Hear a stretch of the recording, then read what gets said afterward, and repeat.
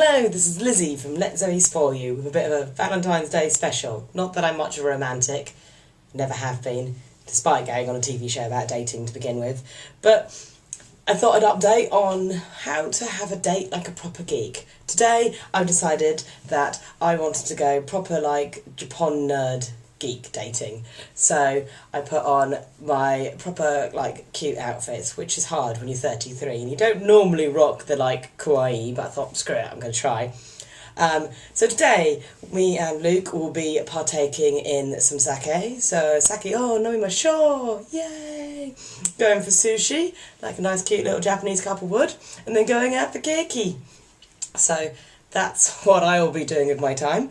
After keiki, I will switch into more geeky things with some co-op computer gamings. Tonight's roster features the Hobbit Lego game. Awesome fun. So far, all I've done is wander around the Shire hitting chickens with a frying pan. But tonight we're actually going to do some actual gaming. Maybe go on an adventure. Maybe get out of the Shire. Go explore. Go like track down some dwarves. Find a dragon. I'm looking forward to my hours of Hobbit geekery. I'm a bit obsessed with The Hobbit. Not as obsessed as I was with Lord of the Rings. I just love things in Middle-earth, I think. I like elves, and I like battles, and I like ring wraiths and weird creatures, and I like the music. God, the music's good, and the cinematography. If the Hobbit films were a bit long, compared to Lord of the Rings, that felt like right being that length. The first two Hobbit films were a bit like, you could have been shorter.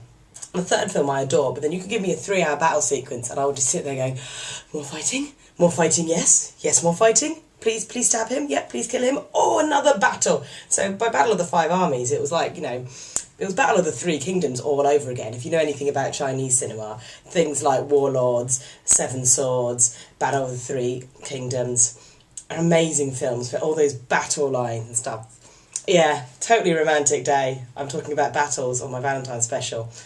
That's the kind of girl I am. Nothing makes me feel more romantic than, like, really indulging in a bit of co-op, like, violent gameplay and some adventuring. We're ending off the evening with my favourite of the, like, Valentine traditions, the couples movie. And no, we will not be going to see 50 Shades of Grey. In fact, we'll be on our own sofa watching from a selection of horror films that I have collected, because nothing is more romantic than horror movies. I get scared, Luke gets scared, one of us will be behind a pillow, I'll probably be halfway up Luke's armpit depending on the film, or I will be joyously giggling at the redonkulous nature of it. We have a collection of Western and Asian to choose from.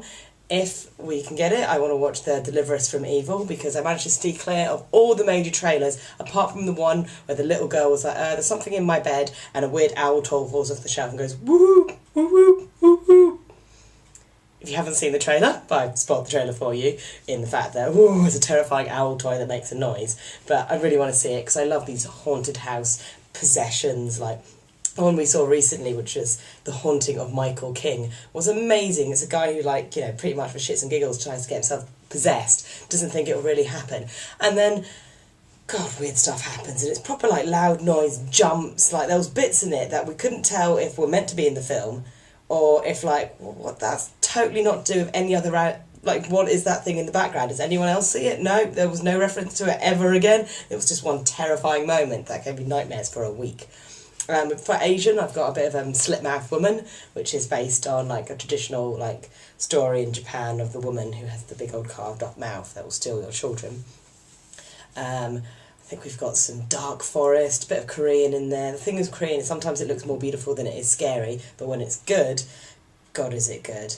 So we're hoping, we've got a nice little collection.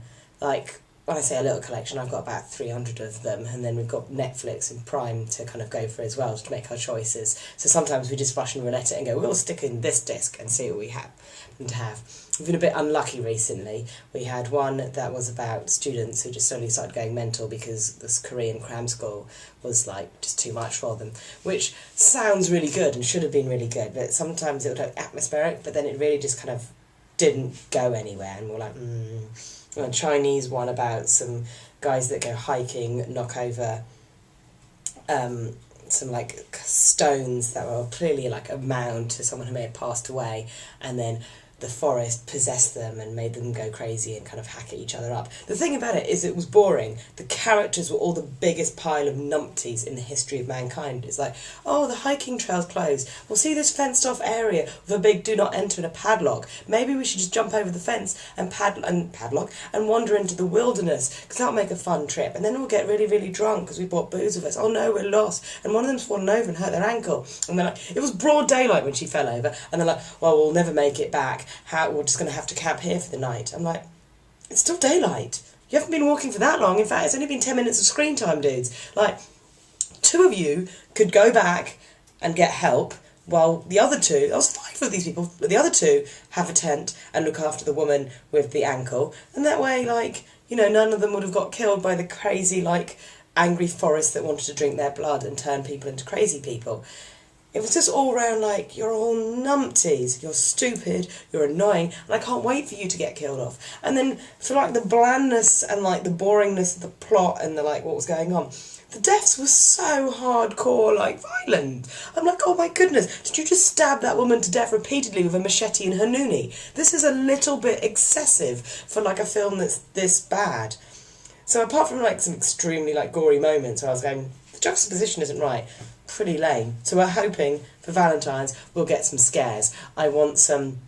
We've renamed the genre the shut and shit. The shut and shit is amazing. Basically, a door will shut by itself and I poop a little bit. It's like, it's a great genre. You know, all the like possession movies do it, and that genre, Paranormal Activity, do it. A door shuts and I poop myself and there's something there. And that's all I want. I want nothing to happen, but maybe a door will shut, a chair could move, like there could be a video camera. I love found footage movies. Oh my god, Grave Encounters was by far one of the greatest horrors I've seen in the last couple of years. Found footage movies. I've got a Japanese found footage movie called Project Kirima, something like that, but cannot for the life of me find subtitles for it. And I'm like, no, neither me or Japanese is good enough to last this whole film without kind of knowing what's going on, especially since they seem to get a bit surreal and a bit like, what's happening? Don't know the plot so well, but something just crawled out the television. I love them. I love the Asian horrors. So hopefully I'll be ending the evening after being sated on sushi, a bit of keiki, some sake, some sparkles, because you can't have Valentine's without sparkles.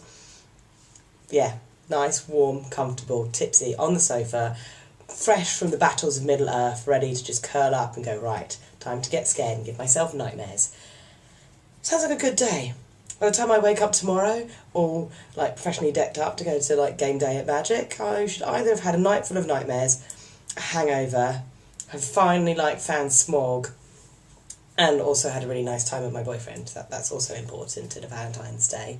But there's only a small report today, but I'm about to hit cosplay season, so fingers crossed with that.